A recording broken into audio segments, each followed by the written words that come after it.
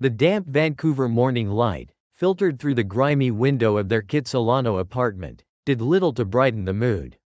It was less a light and more a thin, gray suggestion of one struggling to pierce the perpetual drizzle that clung to everything outside. Inside, the air smelled faintly of stale coffee and the last lingering traces of last night's burnt toast. Clara Jensen, her usually vibrant red hair pulled back haphazardly with a chewed-up pencil, folded a faded denim shirt into a scuffed canvas duffel bag. Each item she tucked away felt less like clothing and more like another piece of their shared life being meticulously packed into a box, ready for shipment across a border, across a continent. She smoothed the worn fabric of the shirt, a phantom memory of a summer concert flickering through her mind, the grass still wet, the distant murmur of the crowd. A tremor of both anticipation and a profound, aching sadness flickered across her face, a fleeting shadow that Liam, sprawled on the threadbare carpet, almost missed.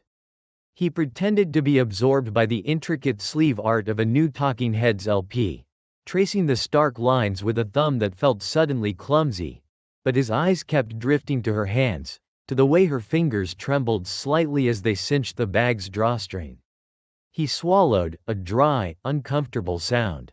The cheap transistor radio on the windowsill, its plastic casing yellowed with age, crackled intermittently, its morning news segment interrupted by a grave-voiced meteorologist. A significant coastal storm, the voice announced, is expected to make landfall in the Pacific Northwest by late afternoon, bringing heavy rains and high winds. The detail seemed to hang in the already heavy air between them, a tangible weight, yet it went unacknowledged, another unspoken thing in a room full of them. Liam cleared his throat again, a sound swallowed by the rustle of her packing and the distant, mournful wail of a ferry horn cutting through the fog. "Sure you got everything?" he mumbled, the words feeling utterly inadequate for the chasm opening before them, a flimsy bridge spanning a canyon. Clara didn't look up, just gave a curt nod, her back to him, and zipped the bag shut with a final, definitive rasp. The aroma of stale coffee and sizzling bacon hung heavy in the familiar, grease-laced air of the greasy spoon diner, their usual spot. The chrome gleamed dully under the fluorescent lights, reflecting the worn red vinyl of the booths. Clara, picking listlessly at a piece of toast, stared out the window at the gray Vancouver sky, already threatening more rain, a relentless, insistent presence. Liam, across from her in their customary booth, pushed around a forkful of pancakes, the syrup congealing into a sticky, unappetizing mess. His appetite had vanished sometime in the night, leaving behind a hollow ache. Betty, the elderly waitress, a fixture for years with her sensible shoes and perpetually tired smile, paused by their booth, refilling Liam's coffee with a practiced hand. She glanced at Clara, then back at Liam, a knowing, sympathetic look in her faded blue eyes. "So, San Francisco, eh, Clara? Big city. You'll miss our rain, won't you?" Her well-meaning words, intended as light conversation, felt like a direct punch to Liam's gut, twisting the knot already forming there. He felt a sudden, irrational flash of resentment towards Betty, then guilt. Clara managed a weak, almost transparent smile, the kind that didn't quite reach her eyes. She began to talk, her voice a little too bright, a little too rehearsed, about the California College of Arts and Crafts, the design program she'd been accepted into, the promise of a new life, a new beginning, a chance to really make something of herself. She spoke of light and color, of new perspectives.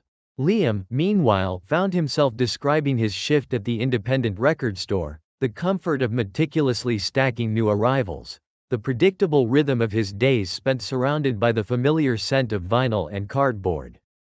He talked about the new shipments from Rough Trade, the latest from The Clash, the joy of turning a customer onto something they'd never heard. It was a safe, well-worn path, a counterpoint to her soaring ambition. A tension simmered beneath their polite, almost formal conversation, a silent argument about the diverging paths that lay before them, each word a gentle prod, a subtle plea. He wanted her to stay, the unspoken plea hanging in the air between each sip of coffee. She needed to go, the quiet resolve etched into the set of her jaw. Neither could quite bring themselves to voice the real, terrifying question.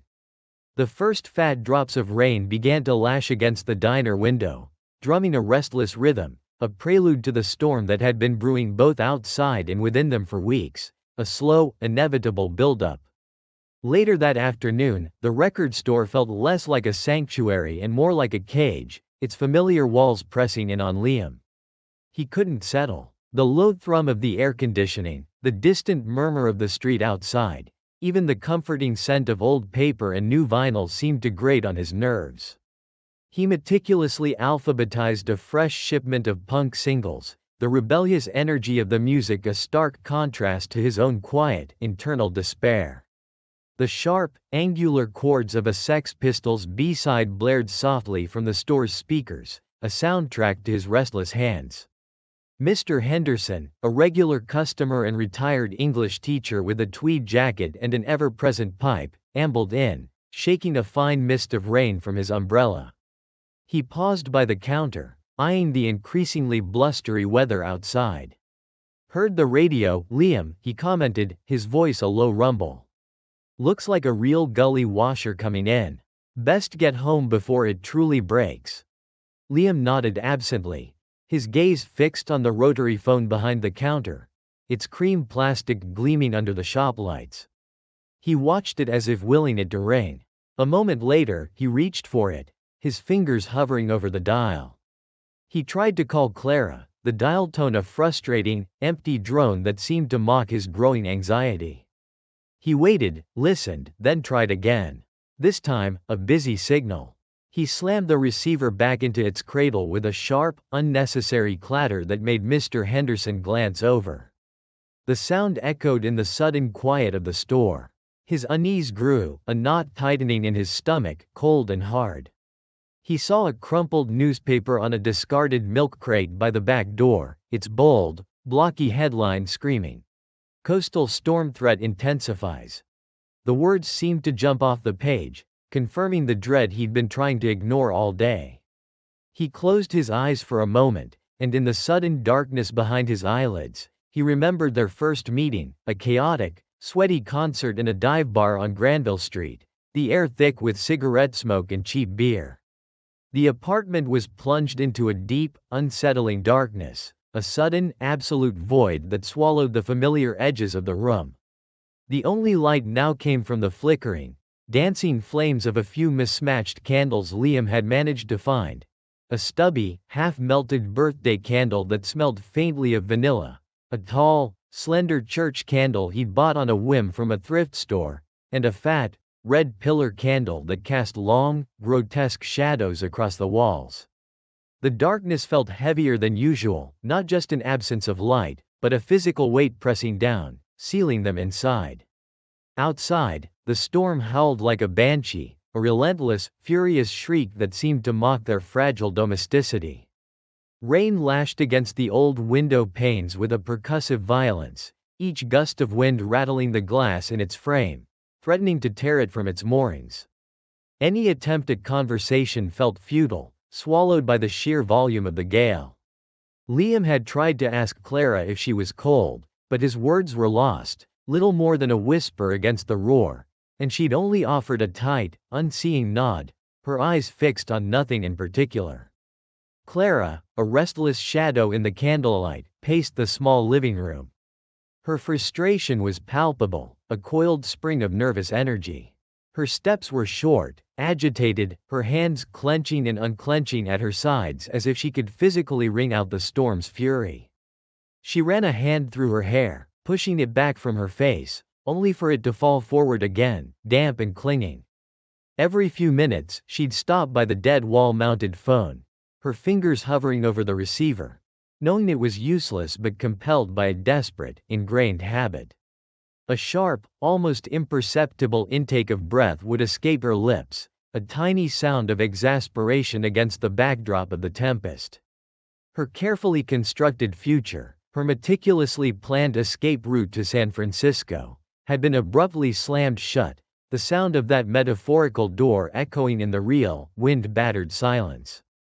It wasn't just a delay, It felt like a repudiation, a cosmic joke played at her expense.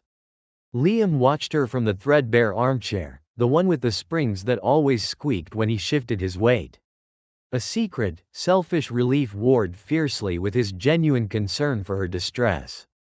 He knew he shouldn't feel it, this quiet surge of reprieve that she was still here, trapped with him, but it was there, a guilty warmth in his chest. He suppressed a slight, almost imperceptible smile, quickly replacing it with a furrow of his brow, trying to project only worry. He shifted, the springs groaning, and she didn't even turn. He wanted to offer comfort, but the words felt stuck, knowing that any solace he offered would taste of his own hidden agenda. He fumbled for a can of lukewarm soup, the only thing they had that didn't require power to prepare. His fingers, stiff with the apartment's growing chill, struggled with the old manual can opener, the metal groaning in protest before finally giving way with a sharp pop. He found their sputtering camping stove, a relic from a long-forgotten trip to the Rockies, and set it on the small kitchen counter. The smell of gas briefly permeated the air before he managed to coax a small, struggling blue flame to life. He poured the thick, orange tomato soup into a dented saucepan, stirring it with a wooden spoon, the mundane act a stark contrast to the dramatic storm outside and the churning emotions within. The tiny flame cast dancing shadows on the wall, making the shadows of their unspoken anxieties seem to writhe and stretch. The silence between them, punctuated only by the storm's relentless fury and the gentle hiss of the stove, felt heavier than ever, thick with unspoken words and unresolved feelings. It wasn't a comfortable silence, but a loaded one, each gust of wind seeming to carry the weight of their unaddressed issues. Old memories, both comforting and painfully sharp, surfaced unbidden in the dim, flickering light. Liam glanced at the faded photograph on the mantelpiece, the one of them on Kitsilano Beach, sun-drenched and carefree, a ghost of happier times. Clara, catching his gaze, quickly looked away, as if the image itself was too much to bear. Liam reached out, his hand hovering for a moment in the space between them, a silent debate playing out in the flickering shadows. Then, with a slow, deliberate movement, he gently touched her arm, a small, tentative gesture of comfort. Her skin felt cool beneath his fingertips, and she flinched almost imperceptibly, a tremor running through her. She blinked rapidly, her eyes glistening, holding back unshed tears, the candlelight reflecting the storm's wild dance in their depths. The turmoil outside seemed to mirror the chaos within her, a perfect, terrible echo. He let his hand rest there for a moment longer, a silent offering, before she subtly shifted, and he withdrew it, the warmth of her skin lingering on his fingers. The relentless storm continued through the night and into the next morning, a suffocating blanket of wind and rain that seemed determined to crush the city. The gray light of dawn barely pierced the thick cloud cover, leaving the apartment in a perpetual twilight. There was no power, no phone lines, no escape. The light switches remained stubbornly dead, the phone receiver yielded only a hollow dial tone, and the streets outside were a chaotic mess of downed trees and overflowing gutters. They were truly isolated, marooned in their small apartment, cut off from the world, from their own divergent paths. To pass the interminable hours, they rummaged through old photo albums, dusty, stiff-paged relics from their early years together. Each faded picture, a ghost of happier times, became a painful reminder of their shared history. Liam traced the outline of a younger Clara's face in a snapshot from a university dance, a wistful smile playing on his lips. Clara, watching him, felt a pang of something sharp and complex: nostalgia, regret, and a strange tenderness. She remembered the dress, the clumsy dance, the way his hand had felt on her waist. They passed a photo back and forth, one of them laughing, covered in sand on a summer beach trip, the memory of the sun's warmth a stark contrast to the apartment's chill. The quiet ritual of turning pages was punctuated by heavy sighs and the incessant roar of the wind. The battery-operated radio, their only lifeline to the outside world, offered only static-filled reports of downed power lines, closed roads, and continued airport closures. The disembodied voice crackled with grim efficiency, crushing any nascent hope. Vancouver International Airport remains closed until further notice, the voice repeated, a mantra of despair, dissolving into a hiss of static. Clara felt a knot tighten in her stomach, the reality of her predicament solidifying with each report. The forced proximity, the relentless storm, and the constant bad news began to fray their already taut nerves. The initial politeness of their shared imprisonment gave way to a simmering irritability. Small things, a misplaced book, the sound of Liam chewing his toast, became disproportionately annoying. Old arguments, unresolved issues that had been simmering for months beneath the surface of their carefully maintained peace, began to bubble up. Clara, pacing again, lashed out, her voice sharp, laced with a resentment that had been building for too long. You're just content to stay small, aren't you, Liam? She accused, her words cutting through the storm's brief lull. Content to stay in this city, in this apartment, in this life. You're holding me back with your quiet life in Vancouver. Her hands gestured wildly, encompassing not just him, but the whole room, the whole city. It wasn't entirely fair, but the frustration of her thwarted escape fueled her words, making them sharper than she perhaps intended. Liam flinched, her words hitting their mark. He took a slow, deep breath, his own voice low and strained, barely above a whisper, yet brimming with a quiet intensity that commanded attention. And you, Clara, he countered, his gaze direct, unwavering, you're running from something, aren't you? Not truly running towards it. San Francisco is just an excuse. A place to hide from whatever it is you don't want to face here. He didn't raise his voice, but the quiet conviction in his tone was more potent than any shout. The implication that he saw through her, that he understood her deeper fears, hung heavy in the air. The emotional tension in the small room built steadily, mirroring the escalating ferocity of the external storm. The air grew thick, heavy with unspoken accusations and raw feelings. They moved around each other like strangers, avoiding eye contact, the space between them widening even as the walls of the apartment pressed in. They were trapped in a vortex of their own making, a storm within a storm. Then, as if the elements themselves were taking a breath, a brief, deceptive lull in the storm's intensity offered a fragile hope. The wind died down to a whisper, the rain softened to a gentle patter. A shared glance passed between them, a silent question, a tentative agreement. They ventured out, carefully navigating the debris-strewn streets, just to breathe fresh air, to confirm the storm's damage, to escape the suffocating walls of their apartment for a precious few minutes. The world outside was a mess.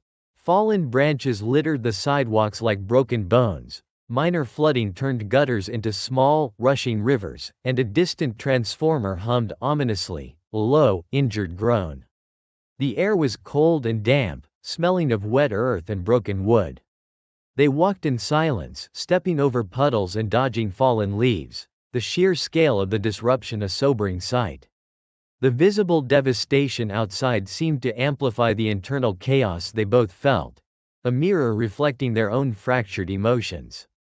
Back inside, the lingering chill and the quiet that followed the storm's brief respite forced a deeper, more vulnerable conversation. The apartment felt colder, more exposed. There was no more escaping into anger or distraction. Clara, her voice barely a whisper, confessed her profound fear of failure in San Francisco, the terror of leaving everything familiar behind, of stepping into the unknown. What if I can't do it, Liam? She breathed, her gaze fixed on the flickering candle flame. What if I go, and I'm just not good enough?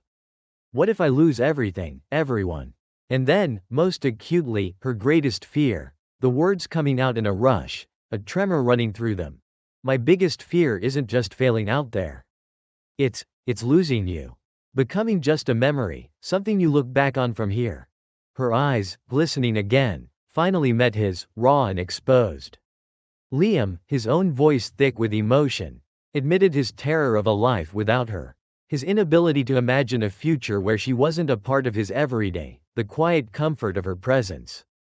I don't know how to picture it, Clara, he confessed, his voice cracking slightly. A life where you're not just here, where I don't hear you moving around, don't see you on the couch with a book. But then, the other half of his truth, the deep-seated reluctance that rooted him to this place. But I can't abandon Vancouver. My family, my roots, they run deep here. This city, this life, it's part of who I am. I can't just leave it all behind. A raw, honest exchange of their deepest vulnerabilities unfolded, stripping away the layers of resentment and pride. Tears welled in Clara's eyes, finally spilling over, tracing warm paths down her cheeks in the dim light. Liam, meanwhile, fought a silent battle, his jaw tight, his eyes distant, trying to reconcile the impossible choices laid bare before them. He wanted to reach for her, to wipe away her tears, but a strange paralysis held him back. They almost touched, almost embraced, drawn by the magnetic pull of their shared history, the years of comfort and intimacy. Their hands twitched, their bodies leaned imperceptibly closer, a silent longing passing between their eyes. But the weight of their divergent futures, the unspoken goodbyes that hung heavy in the air, held them rigidly apart. The gap between them felt like an unbridgeable chasm. As evening approached, the storm, as if unwilling to release its grip, surged with renewed ferocity. The wind howled once more, a mournful lament, the rain lashed against the windows with renewed violence, and the apartment grew colder, the candlelight providing little warmth against the encroaching chill. They huddled closer, drawn together by the primal need for warmth and a silent truce declared in the face of the overwhelming elements. The raw emotional honesty of their earlier conversation had left them drained, but also oddly connected. Liam, his fingers tentative, picked up an old acoustic guitar he hadn't touched in months, its strings dusty and slightly out of tune. It had sat in the corner, a silent testament to a hobby he'd let slide, perhaps as their relationship had begun to drift. He tuned it slowly, carefully, the discordant twangs gradually resolving into harmony. Then, he played a soft, melancholic melody, a song they used to love from a forgotten folk album, its quiet notes filling the dark, storm-battered room. The music was a balm, a shared language that bypassed their conflicted words. Clara, curled on the floor near the sputtering camping stove, found a charcoal pencil and her worn sketchbook, its pages soft and dog-eared. She began to draw, capturing the flickering candlelight, the shadows dancing on Liam's face, the intensity of his gaze as he played, lost in the music. She sketched the curve of his brow, the way his fingers moved over the fretboard, the subtle tension in his jaw. For a few precious hours they found a fragile, unspoken peace, a return to the easy intimacy that had first drawn them together, before the weight of their individual ambitions had begun to pull them apart. They talked, not of their impending separation, not of their fears, but of their individual dreams, the aspirations they held close, the lives they imagined for themselves beyond this apartment, beyond each other. Liam spoke of opening his own small record shop, a place where people could discover new sounds. Clara described the vibrant art scene in San Francisco, the galleries, the freedom she hoped to find there, the chance to truly be herself. And in doing so, they recognized, with a quiet ache that settled deep in their chests, just how far apart their paths had truly diverged, yet how deeply intertwined their hearts remained. It was a shared intimacy, not physical, but emotional, a desperate attempt to cram a lifetime of connection into these final, stolen hours, a silent understanding that this might be the last time they truly saw each other, not as partners, but as two souls bound by a love that simply couldn't bridge the growing distance. The first tentative rays of morning light, pale and weak, pierced through the ragged clouds, signaling the storm's slow retreat. The wind had died down to a mournful sigh, the rain reduced to a soft drip from the eaves. A new day was dawning, bringing with it the harsh reality of choices already made, and the quiet, inevitable approach of their goodbyes. The radio, now clearer, hummed with a fragile promise. Its voice, a calm baritone, announced the gradual clearing of roads, the restoration of power in outlying areas, and the hopeful news that Vancouver International Airport was expected to reopen for departures by late afternoon. The fragile reprieve, born of the storm's fury, was over. The reality of Clara's departure, once a distant threat, a hypothetical conversation held in hushed tones, now loomed large and immediate. The decision, the inevitable, life-altering choice that had hung unspoken between them for weeks, crashed back upon them with the force of a breaking wave. Would she still go? Could Liam, even now, in these final hours, make a grand, desperate gesture to keep her? The air in the small apartment was thick with anticipation and a profound dread, each breath a silent countdown. They both knew, without a single word needing to be spoken, that this was it. The moment of truth had arrived, stark and unyielding. The storm had finally passed, leaving behind a crisp, clean, yet still damp Vancouver morning. Puddles on the pavement reflected the weak, hesitant sunlight, shimmering like scattered diamonds, catching the gray-blue of the sky. Liam drove Clara to the airport in his old, rattling Datsun, the wipers occasionally clearing lingering spray from the road, a rhythmic thwip-thwip that underscored the silence. The journey was steeped in a heavy, suffocating quiet, thick with all the unspoken goodbyes, the promises unmade, the futures unshared. Clara stared out the passenger window, her gaze fixed on the passing scenery, but Liam knew she wasn't truly seeing it. Her jaw was tight, a slight tremor in her lower lip betraying the composure she tried to project.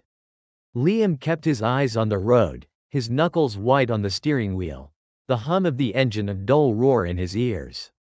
He wanted to reach for her hand, to say something, anything, but the words felt trapped, heavy and useless in his throat. They passed familiar landmarks, the corner store where they'd bought late-night snacks, the park bench by the seawall where they'd first held hands, the old movie theater where they'd spent countless rainy afternoons, huddled in the dark, sharing popcorn and whispered jokes.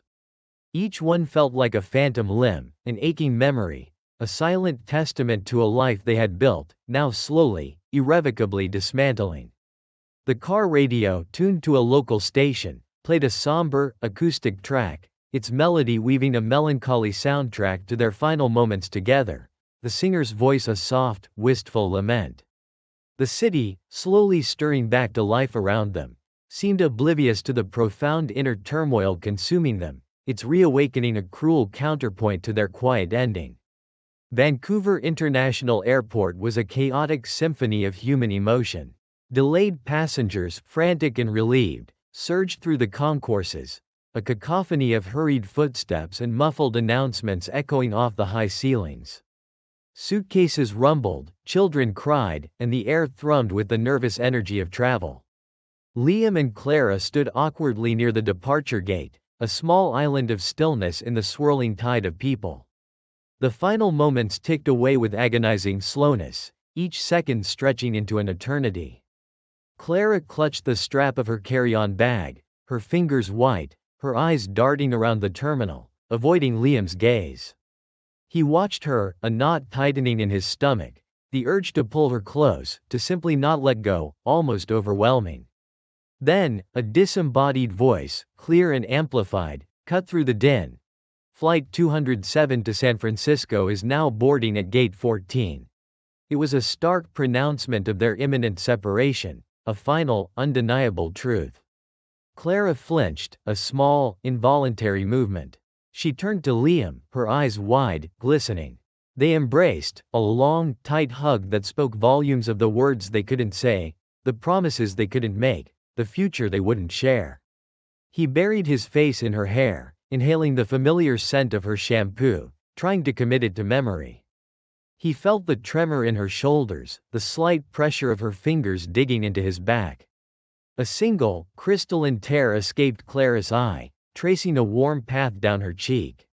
Liam pulled back just enough to hold her face in his hands, his thumbs gently wiping the tear away, trying to memorize every curve, every freckle, the faint lines around her eyes when she smiled.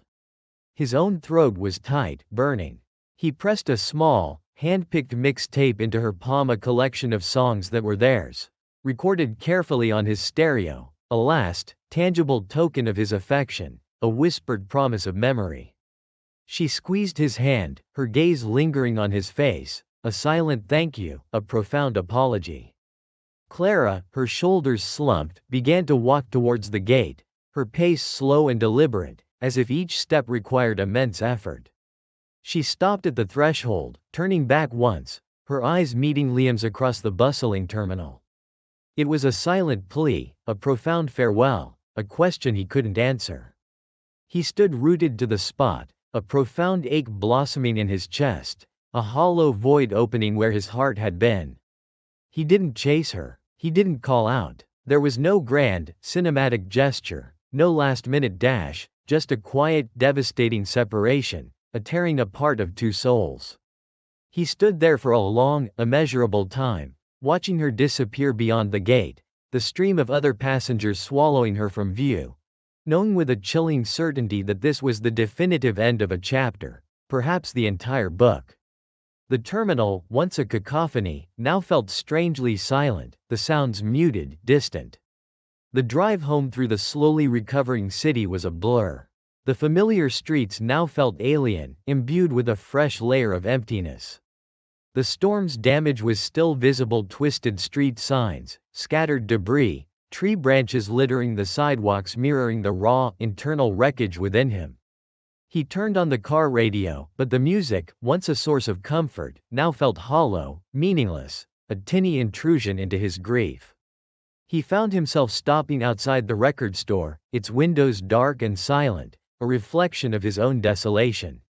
He stared at the faded posters in the window, the rows of album covers he knew by heart, realizing, with a crushing weight, how profoundly his life was about to change. That goodbye, forged in the heart of the coastal storm, had irrevocably altered his path, setting him adrift in an uncertain future. He felt the cold, damp wind against his face, no longer a threat, but a stark, constant reminder of the elemental force that had witnessed their parting, that had both brought them together and torn them apart. Liam returned to the silent, suddenly vast apartment. Clara's absence was a palpable presence, a chill in the air that no amount of heat could dispel. Her side of the bed, usually rumpled, a testament to her restless sleep, was starkly empty, the sheets smooth and cold. He walked slowly through the rooms, his footsteps echoing too loudly.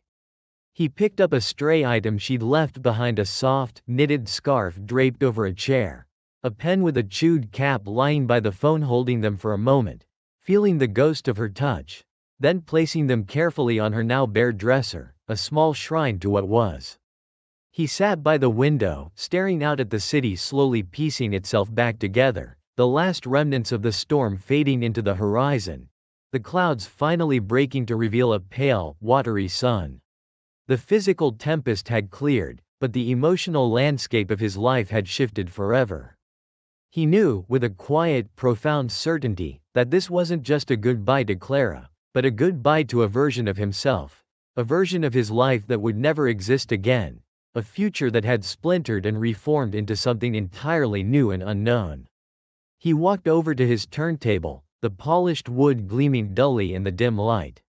He carefully selected a record, not one of theirs, not a familiar melody that would open old wounds, but something new, something he'd bought recently but hadn't listened to. An album with a stark, melancholic cover that spoke of solitude and resilience. He lowered the needle, the soft hiss preceding the first notes, the music filling the empty space, a quiet, resolute acceptance of the path ahead, whatever it may bring. The sound was a balm, a gentle current in the vast ocean of his new solitude. He closed his eyes, letting the melody wash over him, a quiet understanding settling deep in his chest. He knew the feeling of her hand in his would linger, a warmth just beneath his skin, long after the last notes faded. How was the story today? I want to show you a memorable scene. If there's a moment that overlaps with my memory, the story of that time, the scenery in my memory that I used to go to often, I feel for someone I can't meet anymore, the small things that come to mind right now, please leave it as a detail. If you're curious about a story that's released at the same time every day, subscriptions and notification settings are very helpful in creating videos.